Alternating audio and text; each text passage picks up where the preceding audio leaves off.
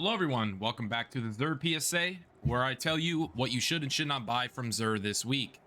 So looking at his exotic gear, what we always do when we start these is grab the exotic engram, though I have like no legendary shards, so it's kind of a waste, but we're doing it anyway for the fun of it. As for the weapons, we have Cerberus +1, which is not actually too bad of an AR if you get good with it, but I wouldn't buy it. Honestly, if you have it, obviously not going to be worth it. Pretty much all the guns that aren't Hawkmoon and DMT that he sells that are exotic are pretty much useless. Stompies. So these Stompies, in my opinion, are actually pretty decent. In my opinion, 62 was kind of low for exotics, but you have the really good resilience with that, and with the recovery mod, you would have decent stats all around with these Stompies. So if you do not have like a super good pair of Stompies, these might be worth picking up. These Dune Marchers are also really good, in my opinion. Again, low with the 61 and has like no recovery on it, which is very unfortunate, but really high resilience, which is good on Titan. You have okay discipline and strength. Not a terrible roll, not super great. If you don't have a good pair of Dune Marchers, though, definitely worth picking up. And finally, the Astrocyte Verse. If you're a Blink Warlock, this roll is at a 65 total, which is not bad. 18 mobility, considering this is a mobility exotic, maybe having higher mobility is good for it. I don't know. 7 resilience is not bad at all. About 8 recovery with the mod, you can get that up to 20 if you masterwork it. About 16 discipline, 18 if you masterwork it. This is really not a bad roll if you ask me. Now, there are definitely better rolls that you could get of the Astrocyte Verse, but this definitely is not bad.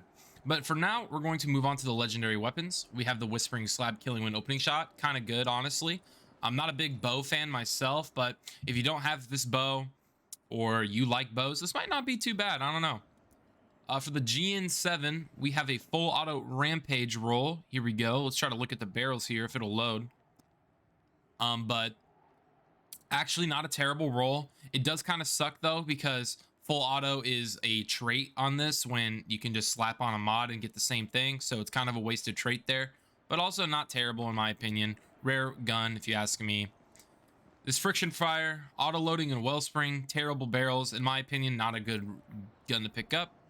Timelines is Vertex. I think it said Lead from Gold and Disruption Break. Yeah, in PvE, this might be decent. I don't know. But for me, I would not pick that up. Ooh, Sojourner's Tail, Moving Target, and Opening Shot. Wow, wow, wow. That's actually pretty decent if you ask me. The barrels are pretty bad in my opinion. Arrowhead Break is definitely not bad though, I would say. You would want Accurizer or something in this slot.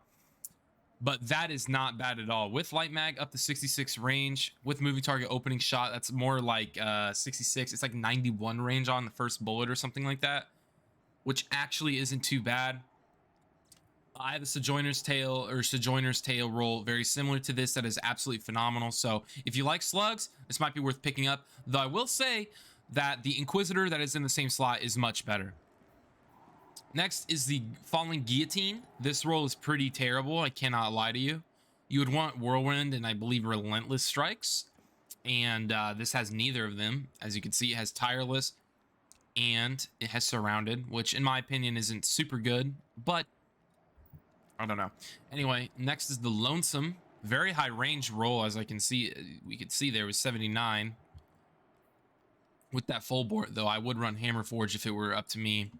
Zen Moment Demolitionist. Honestly, not terrible in my opinion, though I don't think the Lonesome is a super good sidearm. It's actually not a terrible roll. As for our armor, we could see it here. So far, it's pretty mid. We'll stop when I would pick something up. Yeah, there's nothing to pick up there. But finally, we come to my favorite part, the Hawkmoon and Dead Man's Tail rolls. So we have a quick draw Hawkmoon here with Arrowhead Break, quick draw, like I said, in Combat Grip. Not actually terrible. 93 aim assist is pretty decent. It is pretty low in the range department, which is sad, but it is high handling. But with quick draw, it really doesn't matter. You're just going to pull it out fast anyway. So the handling stat honestly doesn't necessarily matter unless we're talking ADS speed. For me, this is not a great roll in my opinion. I would like a lot more range on it, base and rangefinder or moving target or something like that. But quick draw definitely isn't terrible.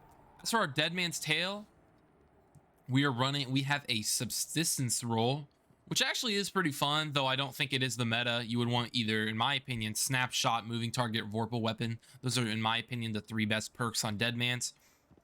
And Fluted Barrel, Accurized, not bad. Composite stock. I actually like the stat distribution a lot. 70 handling, 70 range, 40 stability. That's very good in my opinion. But subsistence is just not exactly what I would be looking for in the role. It can come in handy in PvP, but you're not going to see it super often.